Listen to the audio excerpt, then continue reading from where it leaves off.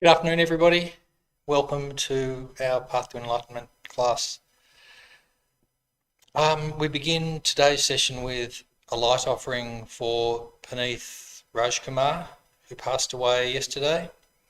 And so we take a few moments to reflect that this light, offered purely to all the Buddhas, Bodhisattvas and holy beings of the 10 directions, is the cause that Puneeth Rajkumar has a very easy, peaceful time in the intermediate state, is guided by holy beings, very quickly has a high rebirth, comes under the influence of holy teachers, is born into a kind and loving family. His future lives are all full of happiness, and he progresses quickly, easily, to the state of nirvana liberation, enlightenment for the benefit of all.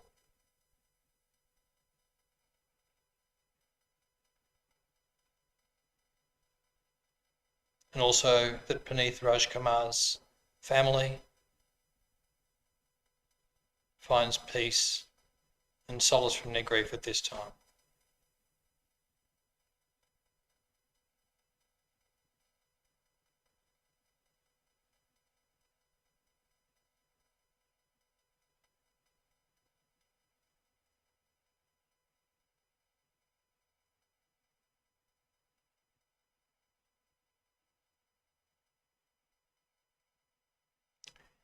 Okay, so we'll begin with the prayers.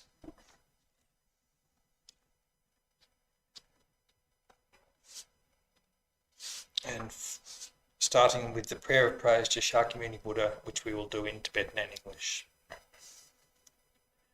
Tumpa Chandinde Dejin Shepa Drachampa Yangdapa Tsope Sanje Ripadang Shapsu Tempa Dewa Shepa Jitin Champa Cheburo e kalo jua Lana me pa fladang vinam chitampa Sanje chandende Aljawa Shakya Dupala Shasalo Churu Chapsu Chiwo.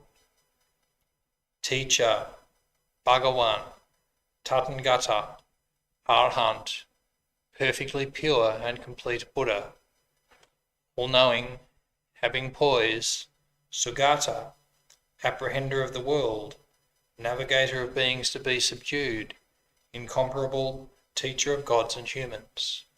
To the Buddha, the Bhagawan, the glorious conqueror Shakyamuni, we prostrate, make offerings and go for refuge. Refuge and bodhichitta prayer, which we'll also do in Tibetan and English. Sangye chodang soji chognam la jang cho badu dani chav su chi tage jin soji pe so nam ji dola pen shi sangye dropasho. To the Buddha, Dharma and Sangha, I go for refuge until becoming enlightened. Through the merit of my generosity and so on, may I achieve Buddhahood to benefit all beings. To the Buddha, Dharma and Sangha, I go for refuge until becoming enlightened. Through the merit of my generosity and so on, may I achieve Buddhahood to benefit all beings. And the remaining prayers we'll just do in English today, first starting with the short Mandala offering. This ground, anointed with perfume and strewn with flowers, Mount Meru, the 4 continents, adorned with sun and moon, imagined as a Buddha land and offered thus, may all beings enjoy such pure lands. The 7-limbed prayer. I prostrate my 3 doors with a mind of respect and offer all actually arranged and mentally emanated offerings. I reveal all the downfalls and negativities that I have ever collected and rejoice in the virtues of individuals and superiors.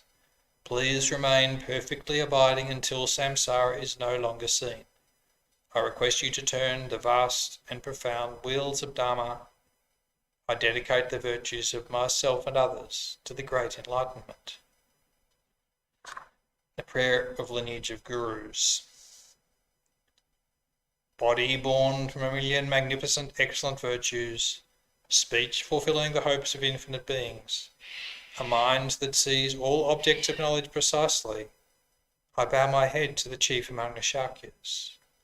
Supreme sons of the incomparable teacher, carrying a load of all the conqueror's deeds by their emanations appearing in countless realms, I prostrate to Maitreya and Manjushri. The mother of conquerors is difficult to fathom. The precise thought is in commentaries written by Jambudvipa's ornaments, Nagarjuna and Asanga. I prostrate at the feet of those most renowned in the 3 realms. From these 2 great chariots come the excellent lineages of the paths of profound view and vast deeds, their essential points gathered thoroughly and without fault, prostration to the lamp holding this treasury of instruction. Giving explanation through compassion, by seeing precisely and completely the essential points of all paths of Sutra and Tantra, holder of the conqueror's entire holy Dharma, prostrations to the glorious Losang Drakpa. I, seeing all the infinite teachings, supreme way of crossing for those entering the journey's liberation, moved by compassion to deeds skilled in method, prostrations to the spiritual masters who make everything clear. And the great treasury of excellence, the pair of the path to enlightenment. The kind master is the basis of all qualities, and proper alliance is the root of the path. By seeing this excellence and through much striving, bestow blessings to be devoted with great respect. This gentle support of freedom obtained this one time is most difficult to achieve. Knowing its great value gives rise to a mind seizing its essence constantly day and night. Bestow blessings to generate this continuum unceasingly. It is like a bubble in water, this constantly moving body and life. Thus remember the swift collapse of death. Beyond death, like body and shadow, white and black karmic results follow after. By gaining firm certainty in this, the mass of faults, subtle and very subtle, are abandoned, and the accomplishment of all virtuous collections completed. Bestow blessings to ever retain conscientiousness. The qualities of samsara are unfit to be trusted.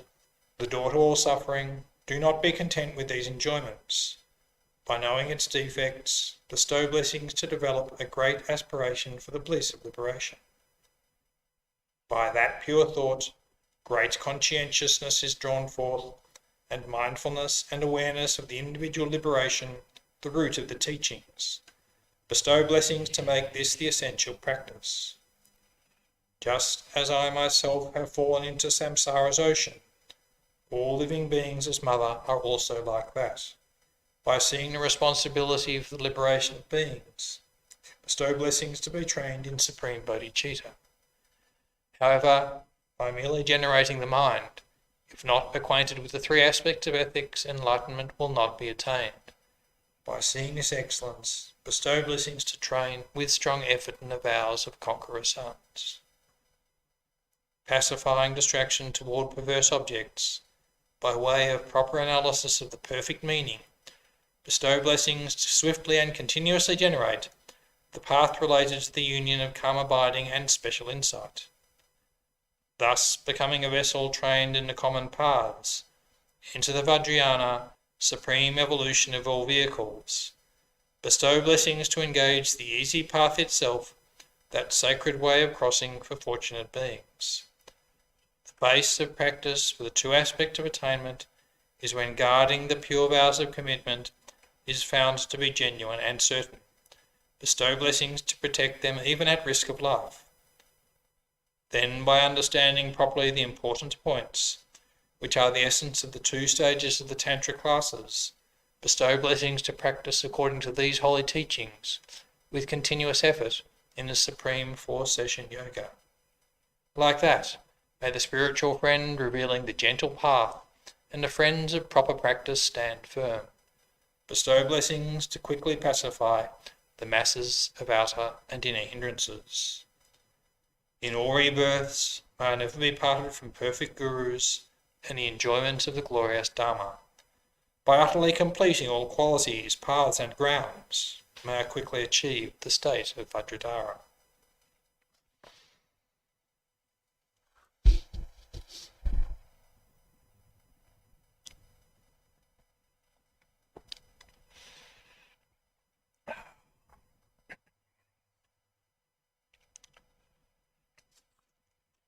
So I thought today we do a meditation that Geshe, to my knowledge, only led us through once at an Easter retreat in 1995, and I took notes of it at the time because it was a meditation that he hadn't given before, and because I enjoyed it. And among the comments he made about it is that it's quite similar to Mahamudra practice, and in that way it has a bit of a link to the subject of Buddha potential that we're mainly going to be talking about today too. So the way this meditation works, essentially we set within our mind an impression of our own mind by introspection, by reflection on our own mind, and then we do guided analytical meditation about various aspects of the mind, and then we go back to single pointed meditation on the mind.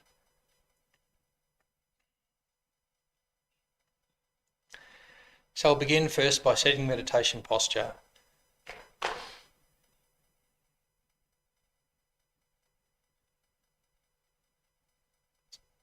Making sure that our back is straight while sitting comfortably.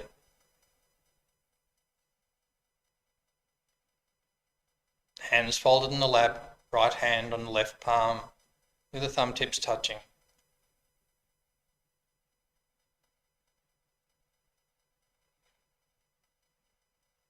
Head slightly tilted forward. Eyes half open, half closed.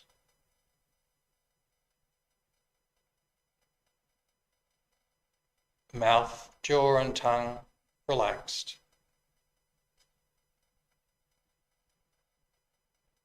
Shoulders level. Our arms extending out slightly from the body at the elbow.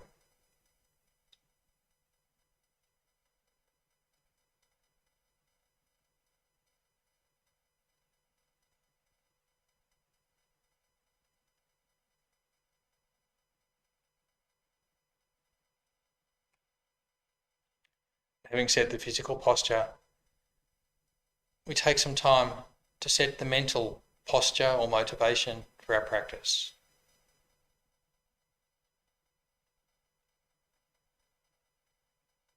Because any moment of mind links to the next moment of mind, shaping it, colouring it, creating our future. There will definitely be some result from this time that we take to meditate. And that result will be shaped by the motivation that we bring to it. What's the best, most positive, most all-embracing result that could come from this meditation practice?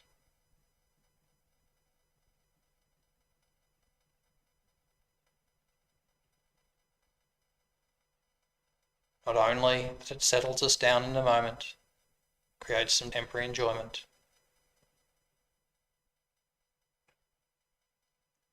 not only that it's a seed for our own future ordinary happiness,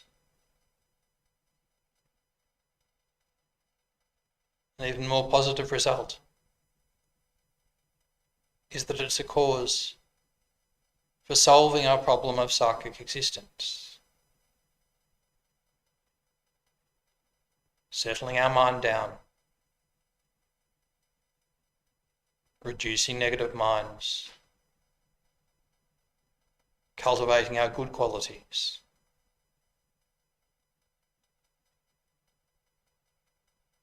Also that it is the seed of our wisdom developing, so that it flowers in the result of the ultimate wisdom perceiving the emptiness of self and phenomena. The true antidote to all of our problems of psychic existence.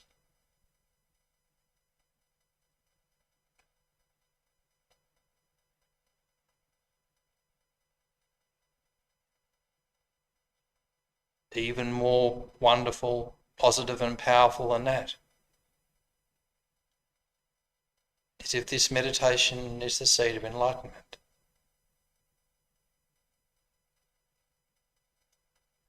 Perfecting our great compassion, our great love,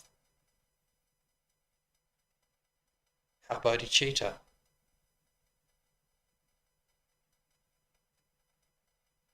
so that by developing our practice of the six perfections,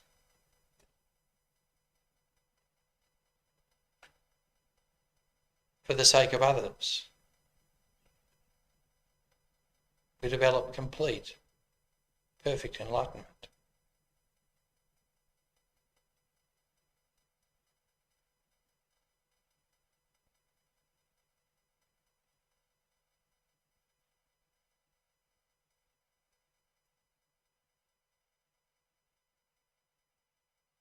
Just reflect how much inconceivable benefit we could bring to others.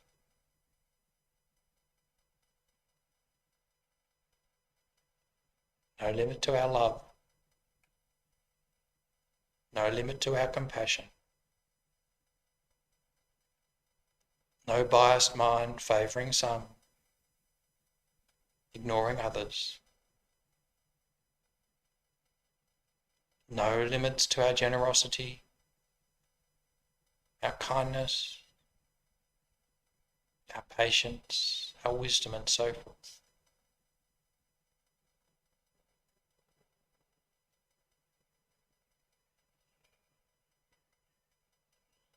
Through motivation, this meditation can be a seed for that very result.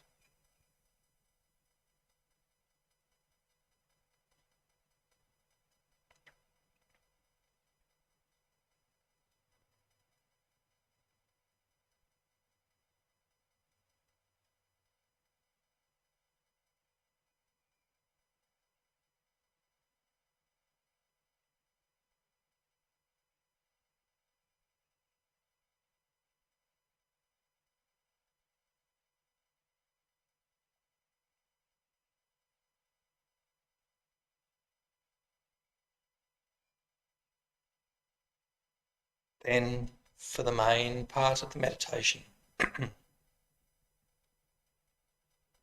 we begin by turning our attention to our own mind.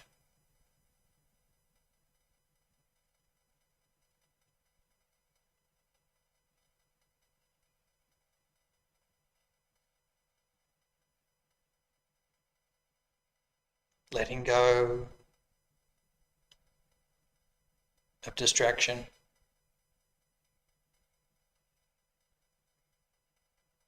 turning our attention inwards,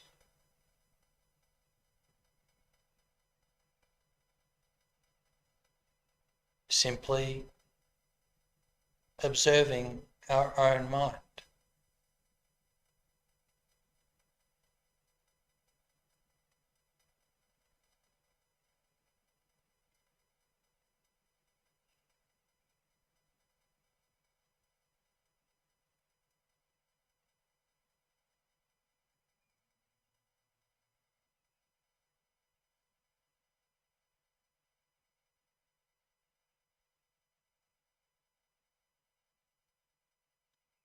so we might notice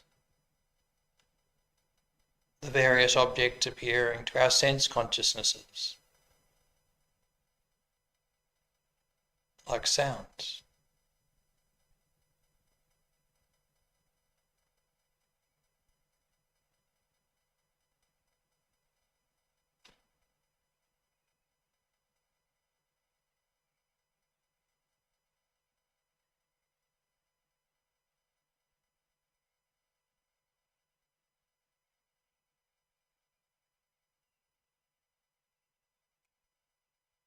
The objects that arise in our mental consciousness.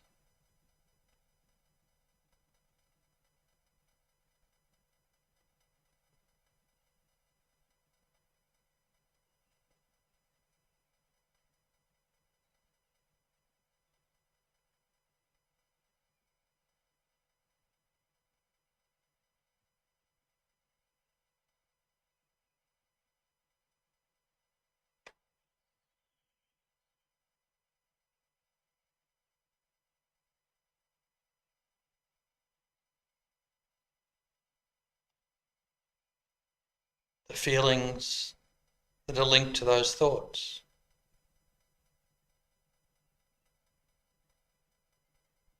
This is pleasant. This is unpleasant. This I feel indifferent to.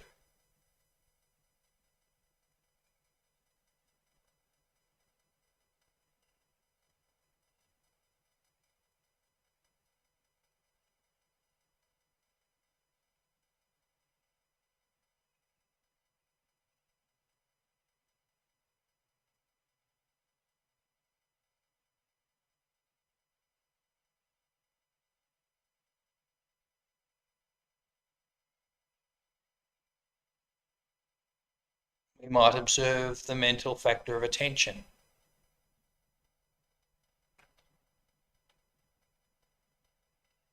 How some objects or thoughts attract us.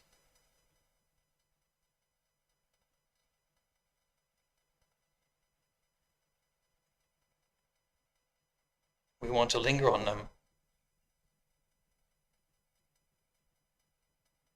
And others do not.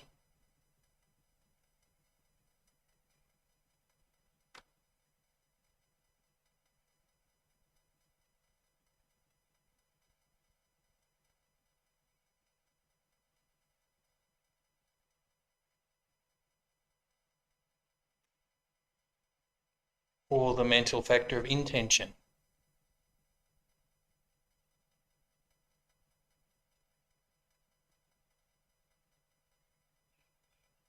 What we feel inclined or impelled to do or to think about.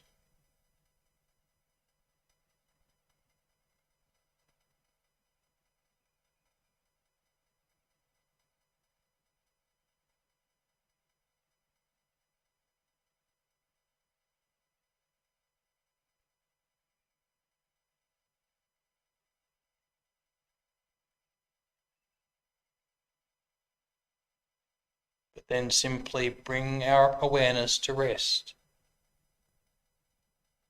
on our mind as a whole.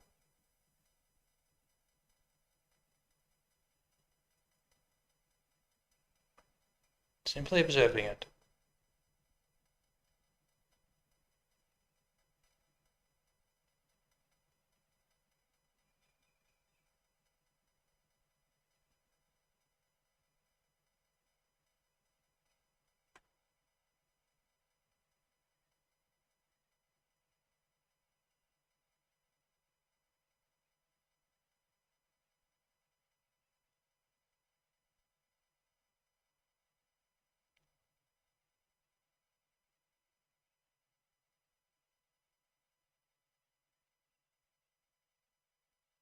How does mind appear?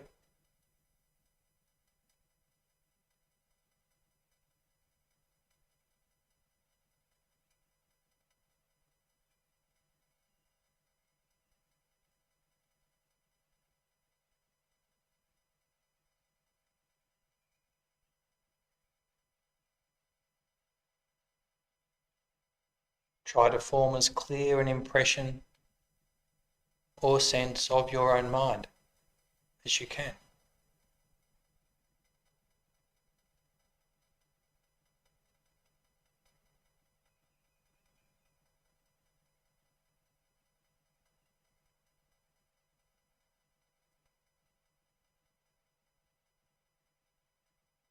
The way we might hold up a flower and look at it and reflect, how does this flower look?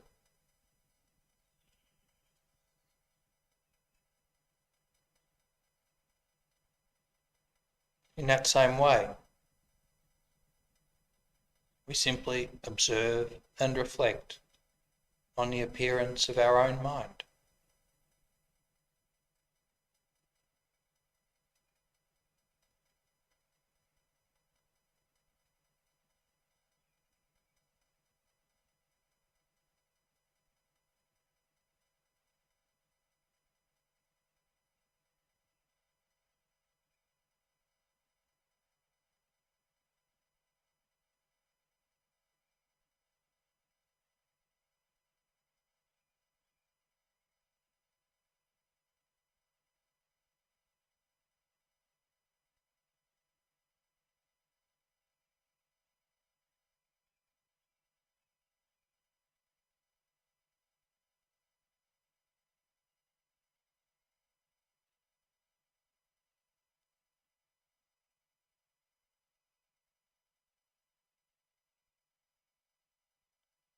Then consider,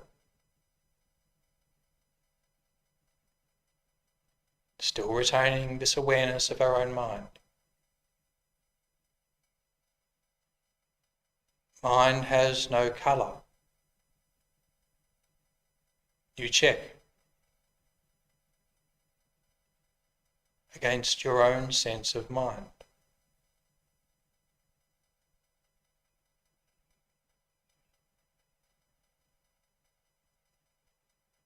Mind has no colour.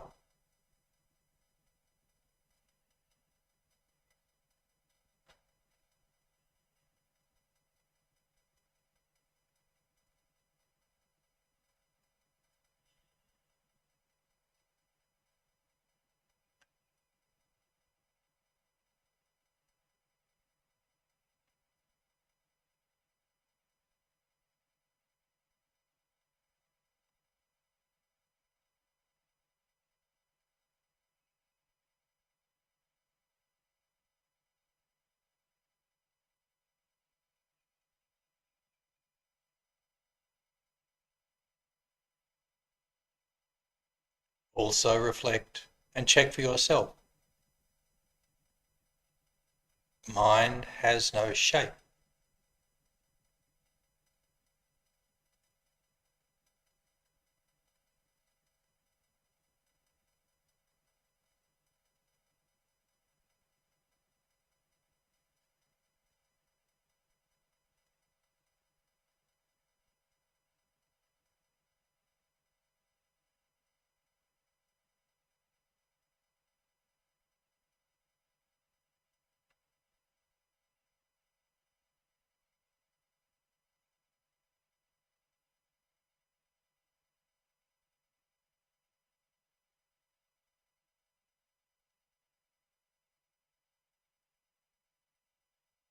Checking, observing your own mind. Mind has no size. You check directly.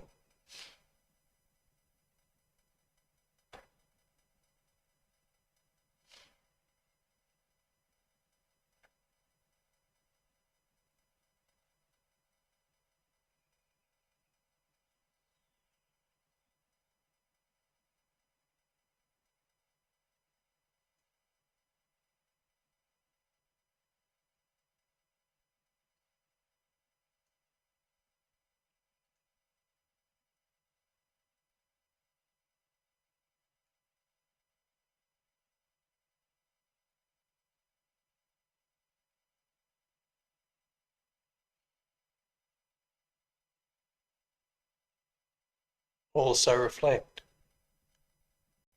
mind is not the body.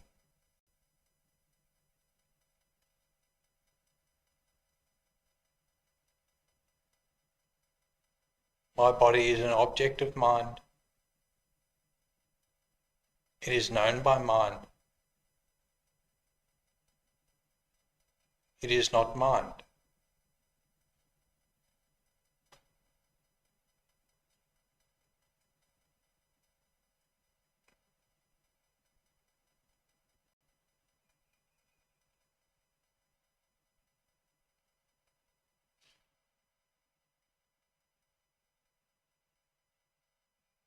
Also, the body has a colour. It has a shape. It has a size. But we have seen that mind does not.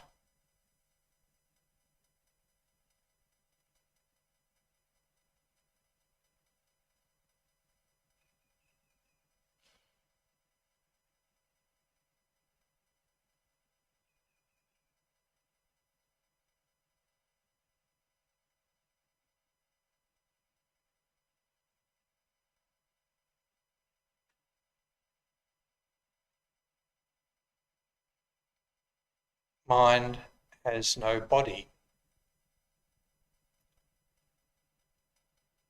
Mind has no form. How could it have or possess a body?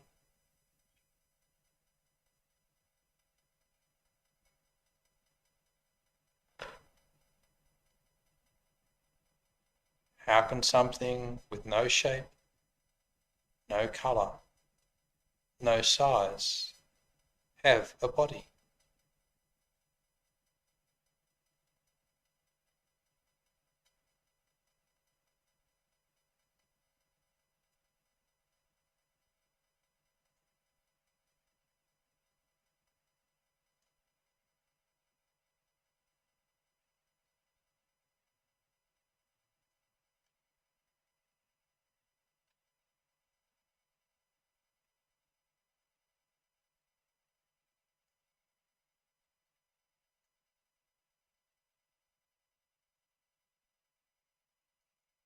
Mind is not a person.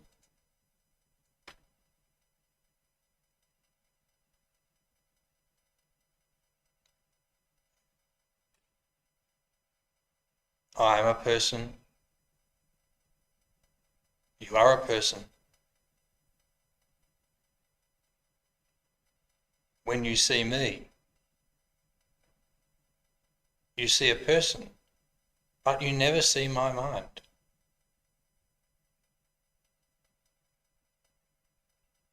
So mind cannot be the person that you see.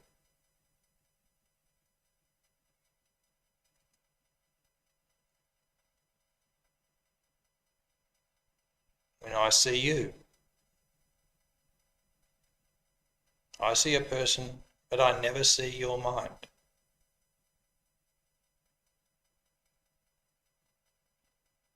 So mind cannot be the person that I see.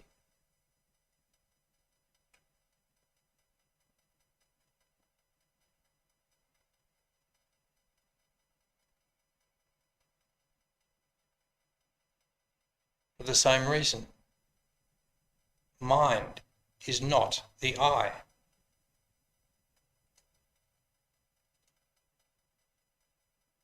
You see me, I see you. We never see each other's mind.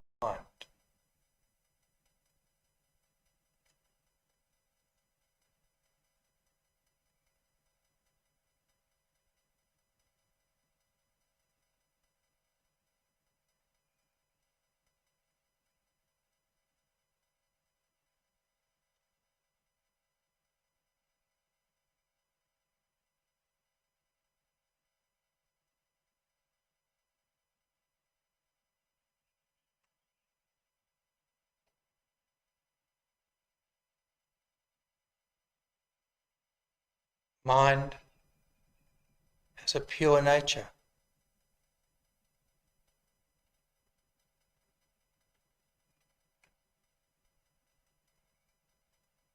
By nature, it is merely clear and knowing.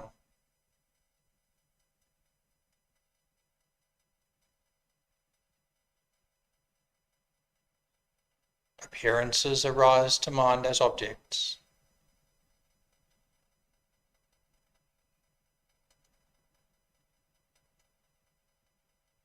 By appearing, those objects are also known.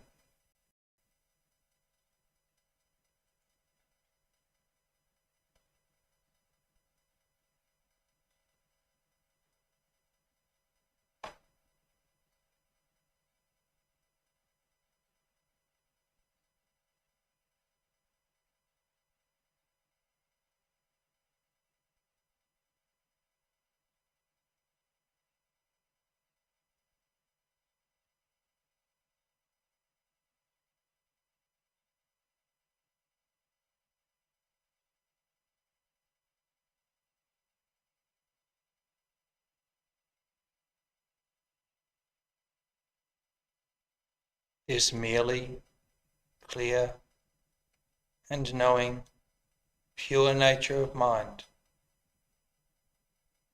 is always there.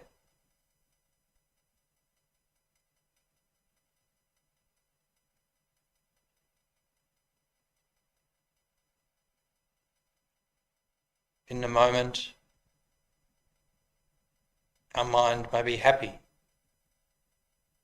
elated,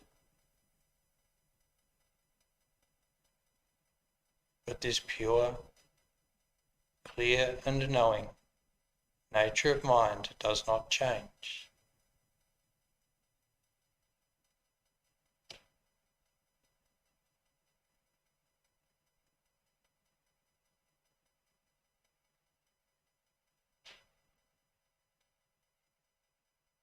In the moment, our mind may be unhappy and upset.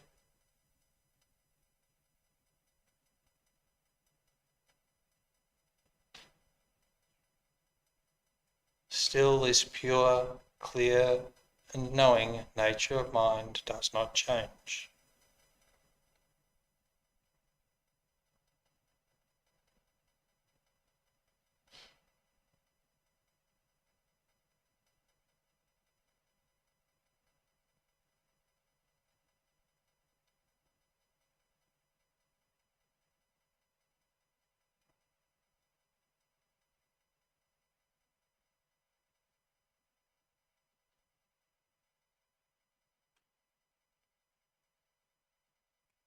Whether our mind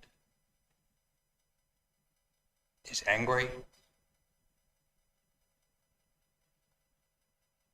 joyous, dejected, or fearful in the moment,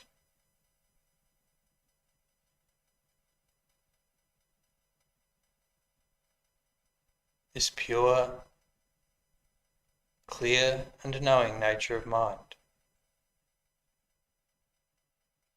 is always there.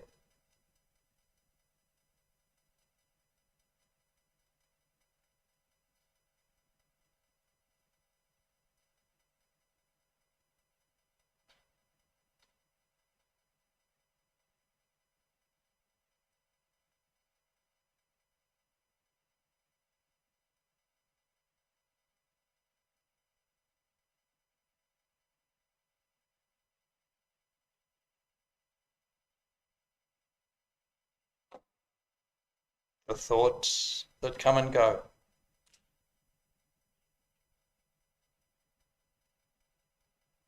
the feelings that come and go,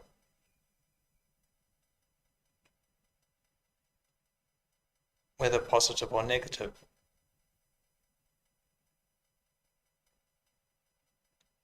are like clouds drifting through an open sky.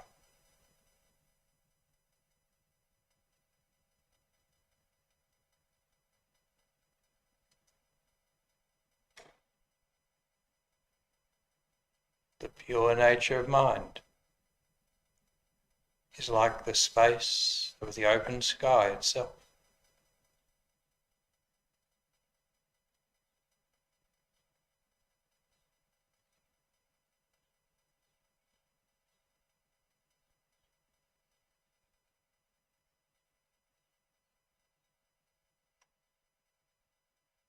And so for a while, do single-pointed meditation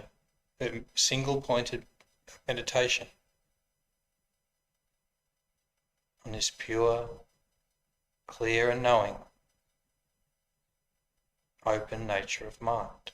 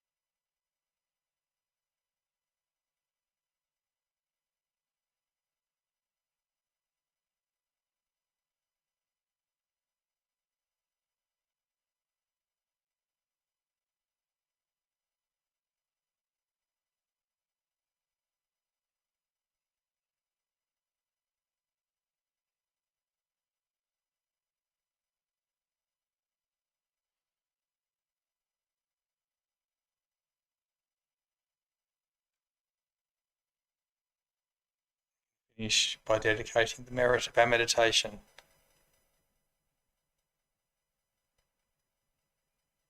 thinking that through this meditation on the nature of mind,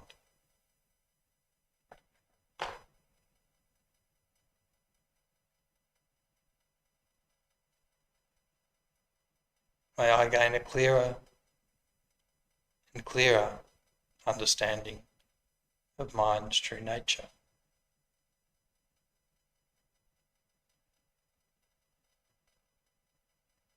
May I dissolve all obstacles and negativities into the pure nature of mind.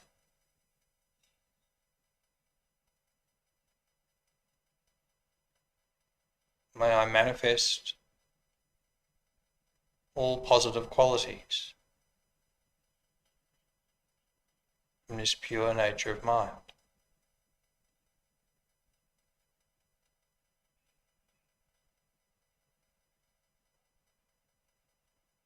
Through this, I quickly develop all realizations on the three scopes of the path to enlightenment.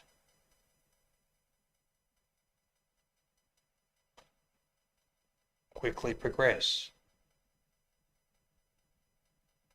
to the states of liberation and enlightenment. And through this, realize inconceivable benefit. Release from suffering and liberation for all of my fellow living beings without exception.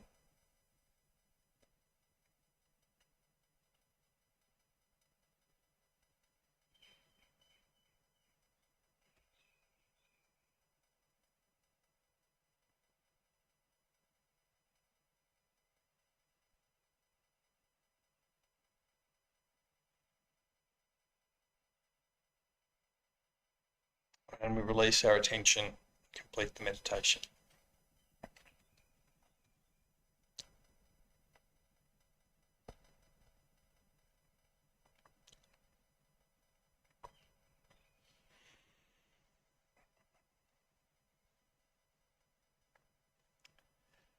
So, taking up where we left off on Refuge last week, going through the third of the four major divisions of the explanation of Refuge in Chapter 10 of Path to Enlightenment.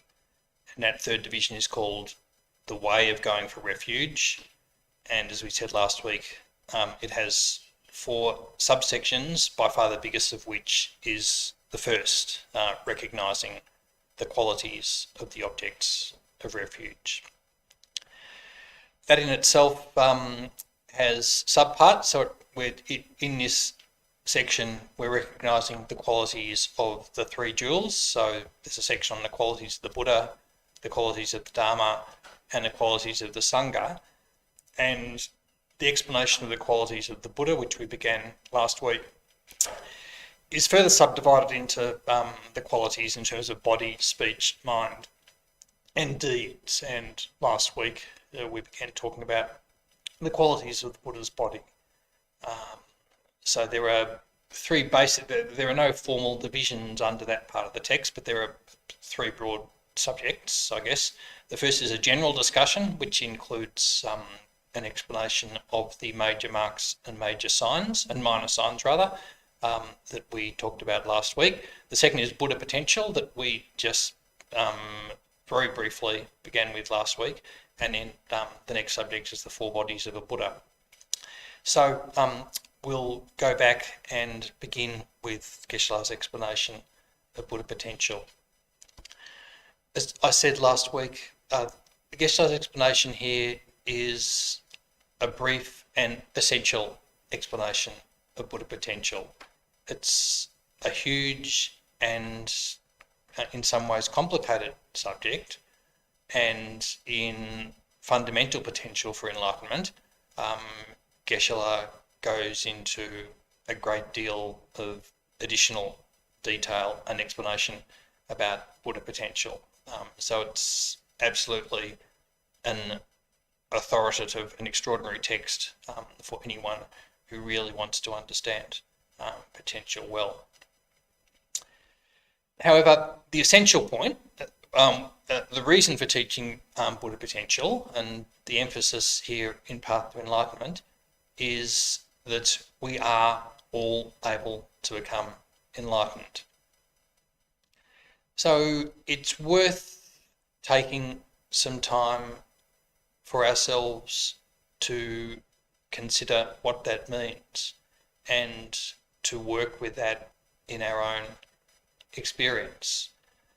So if we think about it just in general abstract terms, it might not motivate us so much. So the qualities of a Buddha, being perfectly omniscient, being able to manifest countless different forms to different beings, to be able to communicate by speech simultaneously with countless numbers of different beings, that can seem extraordinary, inconceivable, otherworldly to us. So for this to motivate us, it's useful to try and understand it in our own terms. When Path to Enlightenment says that, and I've said this a couple of times, that the qualities of a Buddha and of enlightenment are inconceivable, that's literally true. That's not just hyperbole. It's literally true that we cannot imagine, we cannot get our heads around what enlightenment would be like. So to motivate us, or to understand the significance of Buddha potential, we need to try to come to some approximation in our own understanding of what enlightenment would be like. So we all are painfully aware of, I'm speaking for myself, of our own shortcomings. We're all painfully aware of the habits we have, the states of mind we have that are not helpful to ourselves or anyone else. We have lots of habits and tendencies that we sincerely wish that we could wave a magic wand and be free of, just like that. Anything like that, if we're enlightened, nothing like that troubles us for a moment. So that's one way of getting into what it would be, of what this potential means, what the result is that we have in our hand as a result of having Buddha potential. We have the ability to get rid of everything about ourselves that we regard as limiting us, as holding us back, as making us less than the person who would ideally like to be. Everything on the other side of the ledger that we value in ourselves as positive qualities, or the qualities that we see in others around us, whether they're in our own circle of friends, acquaintances, family, and so forth, or whether they're other people on this world that we don't know personally, such as His Holiness the Dalai Lama, for example. So we can see and imagine those qualities, and aspire to with the thought, how wonderful it would be if I were like that. How wonderful it would be if I had that level of natural compassion, kindness, if I had that level of insight, if I had that level of stability, and so forth. So it's good within our own mind to try and understand what this potential means, because Buddha potential, because it means that we have the potential to become enlightened, which is inconceivable, but at the very least it means that we have the ability, we have the capacity to eliminate all of the things we currently identify as limiting us, and to realise every quality that we could possibly conceive of as being positive, anything that we admire. So Geshe reminds us from this point of view that Shakyamuni Buddha originally was exactly the same as us, was an ordinary living being who struggled with all of the same issues and limitations with his own mind that we do, who had the same types of aspirations, wishes, and so forth that we do, who struggled with psychic existence in the way that we do. How did he change from being stuck in the position that we are to having these transcendent qualities of a Buddha, the qualities that have sustained the teachings that he gave now for 2,600 years, and that have brought immeasurable benefit to the lives of millions upon millions upon millions of our fellow living beings? How did he do that? How did he go from being an ordinary, limited, confused person like us to being somebody who was able to generate this inconceivable benefit? He was able to do that by nourishing his Buddha potential through the practice of the path, in particular, in the case of the attainment of enlightenment, by practicing the Bodhisattva path and the practice of the six perfections. And so Geshe goes through a brief reflection on this, about how the way that Shakyamuni Buddha, through generating bodhicitta, was able to practice perfect generosity, realise the perfection of generosity, even able ultimately to give away his body, his flesh, and all possessions whatsoever, based on great love and great compassion. He was able to cultivate the practice of pure and perfect morality, keeping his ordination perfectly and cultivating an attitude of flawless non-harmfulness, to the point where there was no possibility of any actions of his body, speech or mind having the slightest taint of harmfulness towards another living being. By practicing patience, he was able to completely subdue his mind, so that nothing that he encountered, no other living being, even if they had ill will towards him, even if they wished to harm him, could disturb his peace or joy. No difficult circumstance could disrupt his peace or joy or his practice. He transformed his ordinary level of effort, in the beginning just like ours, patchy, inconsistent and so forth, into the perfection of joyous effort. And he engaged in the practices of concentration and wisdom, no doubt struggling in the way that we do, with distractions and sleepiness and agitation and so forth, no doubt struggling like that, but he did that persistently and continuously, and was therefore able to realise the perfections of concentration and wisdom. And ultimately, through this, he was able to fully realise his potential in the result of the Buddha's four bodies and the Buddha's holy speech and mind. Also, in the same way that Shakyamuni Buddha collected the causes for enlightenment by step-by-step practice like this, so countless other living beings have also traversed the path and attained Buddhahood in this way. And the reason Shakyamuni Buddha was able to do that all other living beings who have attained enlightenment were able to do that, and that we are able to do that, is that every living being, without exception, has this Buddha potential, has the potential to become enlightened. And that is even the case for living beings that in their current life are in lower rebirths, such as in an animal or animal rebirth, or even very subtle beings like insects. Every living being, without exception, has this quality of Buddha potential, also known as Buddha nature. And that's because Buddha nature is the pure nature of mind. So any living being that has a mind has this basic, fundamental, pure nature of mind.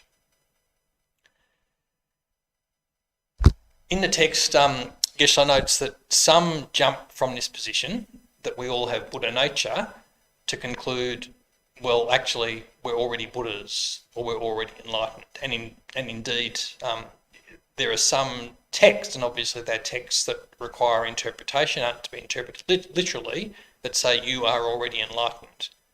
But those texts can't be understood in a literal sense, because clearly we are not currently enlightened, because if we were, then we wouldn't experience the various adverse circumstances of psychic existence. We wouldn't have up and down in our life. We wouldn't have worries. We wouldn't have concerns, and so forth. So we aren't already enlightened, but we do have the Buddha nature mind. We have the potential to become a Buddha, and the reason for that is that the actual fundamental nature of our minds is utterly pure. It isn't the nature of our mind, the fundamental nature of our mind, to be deluded. The nature of our mind is to be empty of any obstructions or limitations whatsoever. Again, the fact that by nature our mind has no delusions, limitations or faults doesn't imply that we are now free of delusions or faults, but it does assert that we have complete, perfect potential to be utterly free of all limitations, delusions and faults. In the text, Geshe has a number of traditional and beautiful examples that explain the pure nature of mind and how it relates to our currently confused minds. So the first example is that at the moment our mind is like a mirror that's caked with dirt.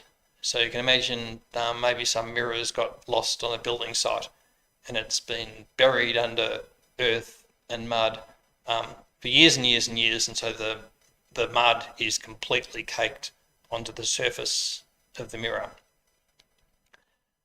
Nonetheless, if we remove the mud from the surface of the mirror's nature has not changed. The mirror's nature itself is clear.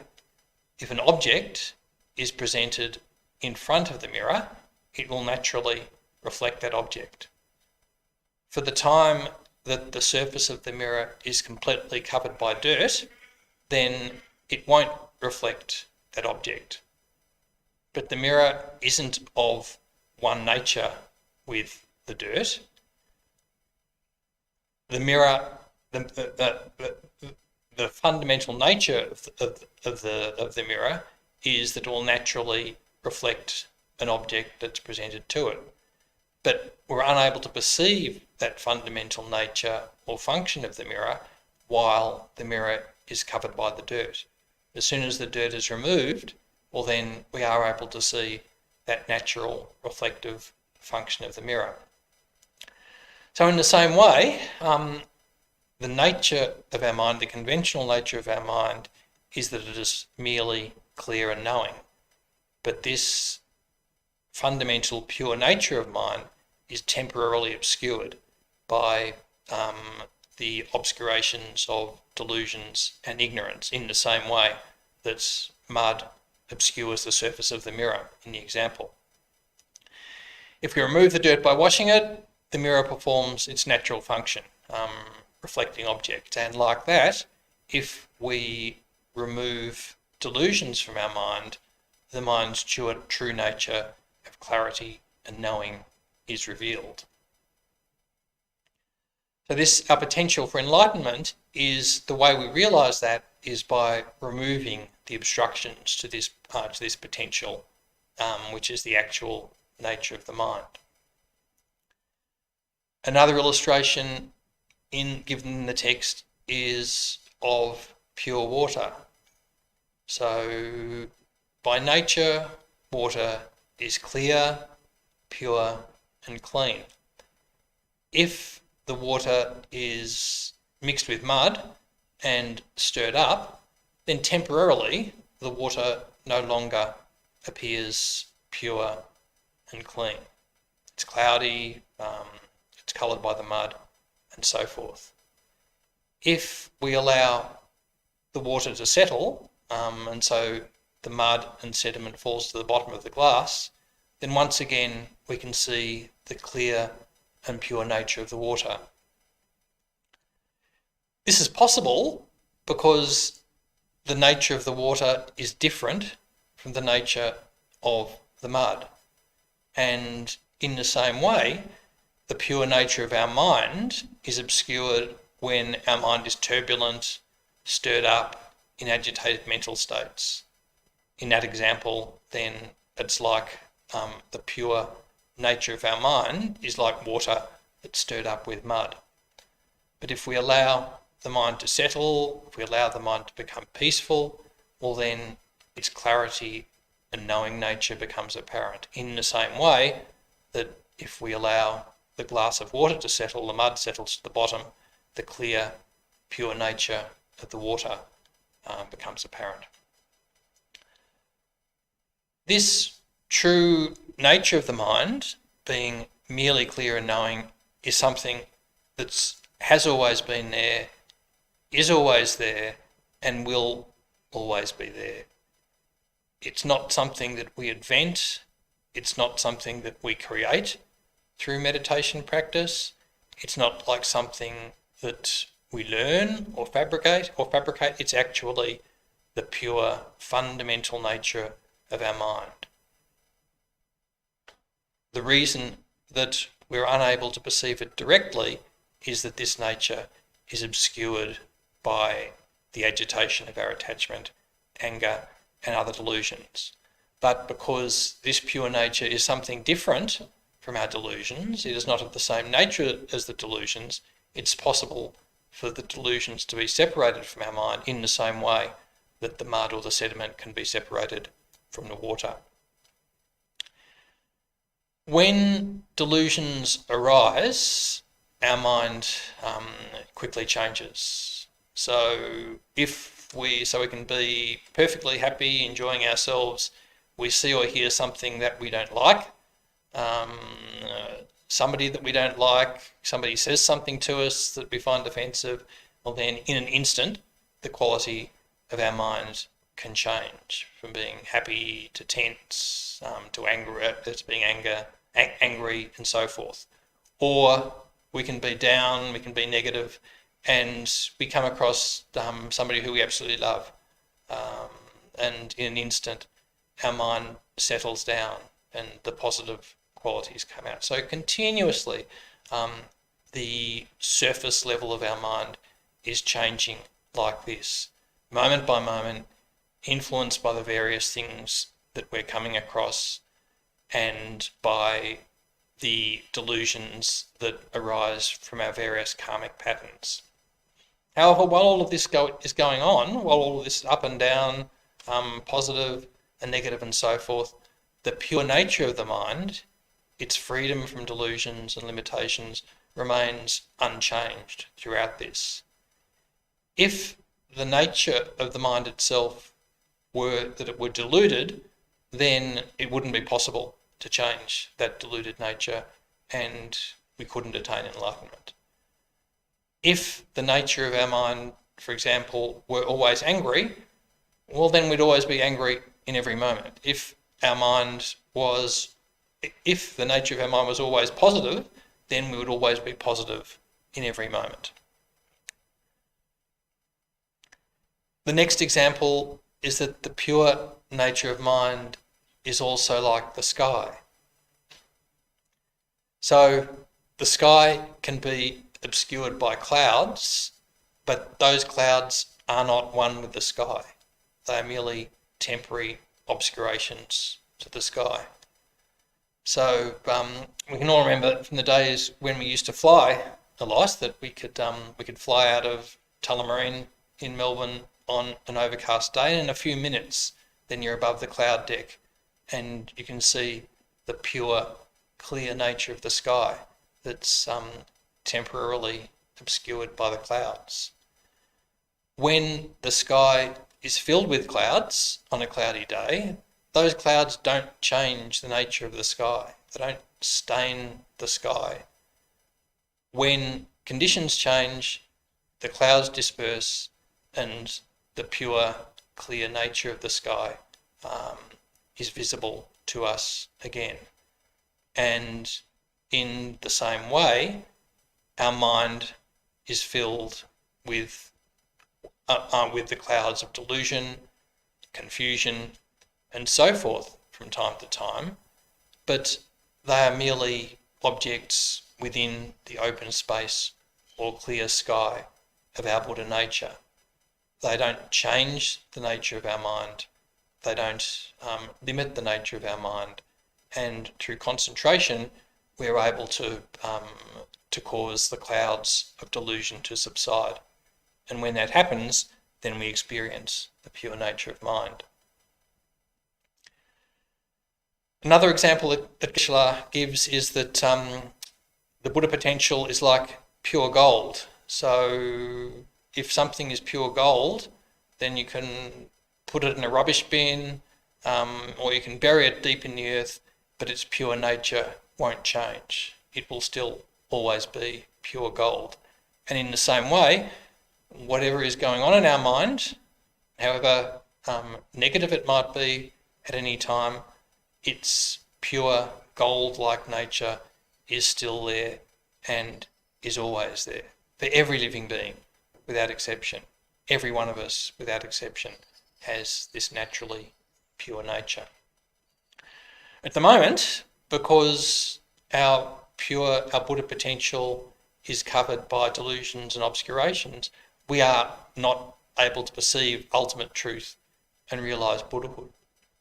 But the effect of our practice and meditation, step by step in developing our qualities, reducing our negativities, is that the mind becomes purer, the obstructing delusions and negativities become less, and through this, the pure nature of our mind becomes clearer. Geshe says that this is a bit like polishing a precious jewel as well, a precious jewel being the pure nature of our mind, and through our continuous practice, day by day, step by step, we are polishing this precious jewel so it becomes more and more beautiful. Every living being has Buddha potential, and because of that, every living being will attain enlightenment. But as Geshe comments, even Buddha didn't attempt to say when every living being will actually realise their potential and become enlightenment and become enlightened. Geshe also explains on page 297 that there are two aspects of Buddha potential: the developing potential and the natural potential. The developing potential refers to our virtuous minds. So it's the continuum of these virtuous minds that will ultimately, when fully developed, turn into or become the omniscient mind of a Buddha. So our virtuous minds, step by step, transform into the omniscient mind of a Buddha, and it's these that are developing potential. For example, every living being has at least some trace of good heart, has some trace of compassion. And as that compassion is developed and cultivated step by step, in its fullest flourishing, that compassion that we develop in this way becomes the compassion of a Buddha. And so it is with all of our positive qualities, that generosity, our joyous effort, our concentration, and so forth. And the wonderful thing about this, and it's evident in the example of the precious jewel that's being polished each day, is that it's not that this is a result that we need to hang out for 3 countless eons by the time we're able to completely traverse the path of enlightenment. Day by day, as we develop our ordinary generosity, our ordinary ethics, our ordinary patience, our ordinary joyous effort, our concentration, our wisdom, day by day, even at whatever level we are able to practice these, then we are polishing the jewel of our Buddha potential. And day by day, by practicing like that, we're bringing more positive results for ourselves and others. Transforming all of our positive qualities into the positive qualities or virtues of a Buddha. The natural potential is the emptiness of inherent existence of these virtuous minds, and it's called natural potential because it is the true nature of those virtuous minds. Their true nature is their lack of inherent existence. When we completely purify our 5 aggregates, we become a Buddha and we attain the 4 bodies of a Buddha, or the 4 kayas, being the nature body, the wisdom truth body, the complete enjoyment body, and the emanation body. From the point of view of Buddha potential, it's our developing potential, our continuum of virtuous minds, that when it's fully realised, transforms into a Buddha's wisdom truth body, or the omniscient mind. Our natural potential becomes the Buddha's nature body. So Geshe Loden explains that at the point of enlightenment, the emptiness of the last moment in the continuum of that sentient being's mind becomes the emptiness of a Buddha's mind, that is, and becomes the Buddha's nature body. And Geshe Loden explains, and there's more explanation of this in the next section, that the difference between the mental bodies and the form bodies. So the nature body and the wisdom truth body are the mental bodies of a Buddha, and together they're also called the truth body. The enjoyment body and the emanation body are the 2 form bodies of a Buddha, and together they're called the form body. So we'll go into those in the next section in more detail in the next class. So I did have one question come through during the week, which is why I finished the commentary a little bit early. So I'll read the question. It seems there's a contradiction between the teachings of emptiness, in that everything is arising in a transient and impermanent way, including thoughts, and the other point of view, largely from the bodhichitta ideal, that one is supposedly trying to strive to make what's arising only positive and virtuous. This seems dualistic in positing that there's a fixed central entity who can make what minds and thoughts are arising only positive. In reality, there's no central entity, so who is actually generating these minds? It's a fabrication. Why are we constantly indulging this illusion rather than looking for and realising what is really happening? It seems by constantly analysing whether a thought or mind is positive or negative and choosing one over the other, and perhaps generating guilt or anxiety, if not choosing positive or virtuous, is just solidifying a sense of self or I. of whose liberation we're trying to seek? Isn't it that abiding in the very essence of primordial mind and seeing the transient nature of thoughts or minds coming and going without attachment, from which this real transformation will occur? So it's a big question, and again, it's really good to see people doing the rubbing, cutting and burning and analysing like this. As I said when we had a previous question along these lines a few weeks back, I'm certainly not qualified to advise any other person how to practice. So everybody, all of us, need to go through the process of analysing, rubbing, cutting and burning, seeking the advice of qualified lamas and making our own evaluation decision. If you're asking for my take as another Buddhist practitioner, I can give you some thoughts about it. So I don't see there being a contradiction between these 2 points of view. So certainly it's absolutely true that the direct perception of emptiness, or if you like, the abiding in the natural primordial state of mind, that's the ultimate and only solution to psychic existence. Nothing else will ultimately do it. Nothing else will ultimately solve our problem of psychic existence. That understanding of emptiness has to be completely accurate, though.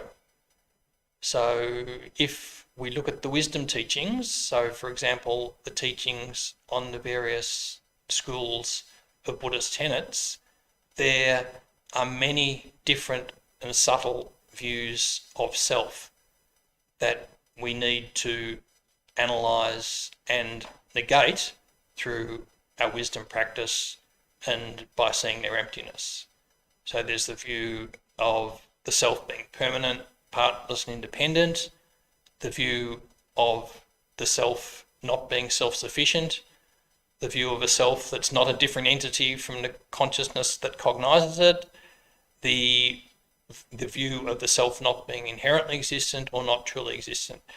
We need to, if we're going to realise emptiness, then we need to correctly identify the object that we're negating. That is an inherently existent self. We need to understand exactly what that is and recognise it in our own experience. Because if we don't recognise the object to be negated, well then we cannot recognise its emptiness.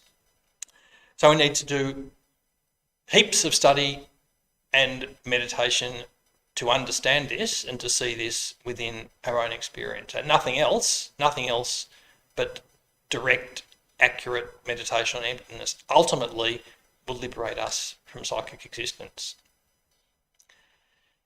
However, the ability to do that itself is a dependent arising. And there are lots of different ways of understanding this, but one of the ways of understanding this is in terms of the 3 higher trainings, which Geshe Loden explains in chapter 17 of Path to Enlightenment. To generate the extraordinarily powerful insight and wisdom that will actually liberate us from psychic existence, we need extraordinarily deep and powerful concentration. We need to be able to practice calm abiding perfectly. We can't develop that powerful concentration unless our mind is completely pacified. How do we pacify our mind? The only way to pacify our mind sufficiently to be able to practice concentration that deeply and that powerfully is through the practice of ethics. And the practice of ethics includes identifying our positive and negative minds, and in the case of our negative minds, applying opponents to them, and in the case of our positive minds, developing and cultivating.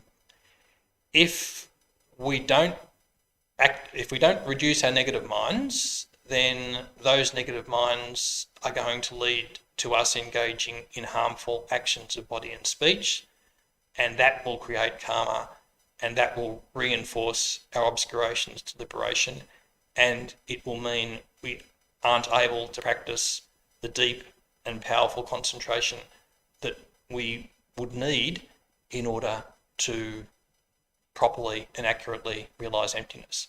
So chapter 17 in Path to Enlightenment, Geshe Loden explains this. So it's really good to read it, think about it, study it carefully, meditate upon it. Also, developing, when through our practice we're developing the discrimination that understands the difference between positive and negative minds, it's not intended to induce guilt or anxiety. That sort of guilt or anxiety in itself is just another confused mind that we can observe and deal with in the way that we deal with the other types of mental experiences that we have. We can seek to recognise its nature and oppose it in the way that we manage other types of negative minds. Again, it's also important to understand references to conventional truth being like an illusion. Those references don't for a moment negate conventional cause and effect. If we allow our anger to develop, if we act on that anger, engage in harmful acts of body and speech and mind, then certainly, no doubt, we will experience the karmic results of anger. If we develop a love and compassion and act on those and engage of acts of body, then we will experience the karmic results of caring and kindness. Those are dependent arisings, those are empty of inherent existence, but nonetheless we experience those results, and the only way to stop experiencing those results is ultimately through the direct perception of emptiness. We can only achieve that by being able to accomplish deep concentration, and we can only progress with that by pacifying our mind through the practice of ethics. So that's my point of view anyway. Other people might have different takes on it, but it's a very good question. So thank you. If people have any more questions, then please feel free to send them through and we'll deal with them in the next class, which won't be next week because we have our online Buddhist Spring Festival. And so we'll conclude now with the dedication prayers.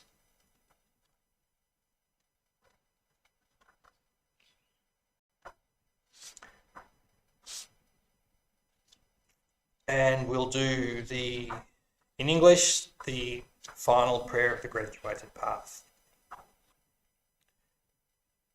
By the two collections, vast as space, amassed with effort for a long time, may I become a chief of conquerors, a guide for all beings whose mind's eye is blinded by ignorance. Also, in all lives while not yet come to that, may Manjushri favour me with his compassion, finding the supreme path, complete with all stages of the teachings. May I please the conquerors by practising well. By my precise understanding of the essential points of the path, with skillful means teaching for a long time. Where the supreme precious teaching has not spread, also where it has spread but become degenerate, with a mind deeply moved by great compassion, may I make clear this treasure of benefit and bliss. The stages of the path excellently established by the marvellous deeds of the conquerors and their sons give glory to the minds of those aspiring for liberation. May the conquerors' deeds be long preserved. May all humans and non-humans who remove the obstructions and establish conditions favourable to cultivating the excellent path never be parted for all of their lifetimes from the purest of paths which the Buddhas have praised. When someone makes effort to practice properly the 10 points of conduct of the Supreme Vehicle, may he always be assisted by the mighty protectors, and may oceans of good fortune spread out, reaching all. And a general dedication prayer in Tibetan and English. Gewadi che bokun sonam yeshe sog zog jen sonam yeshe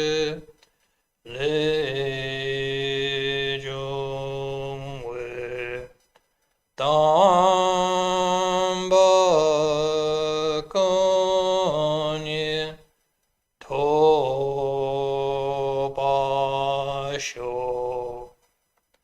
By this virtue, may all beings complete the collections of wisdom and merit, and attain the two holy bodies arisen from wisdom and merit.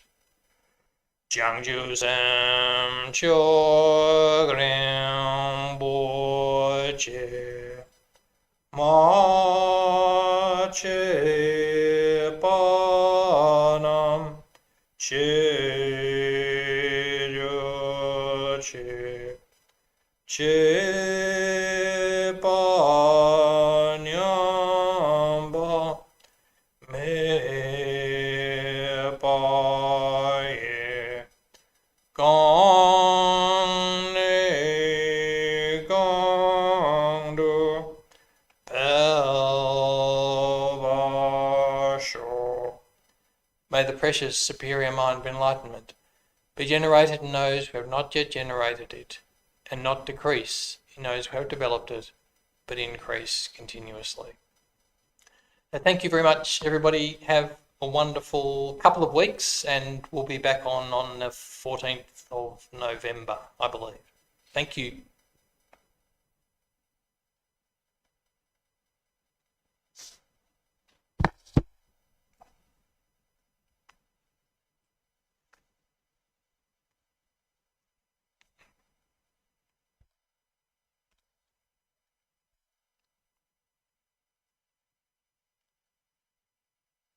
Thanks, Monica.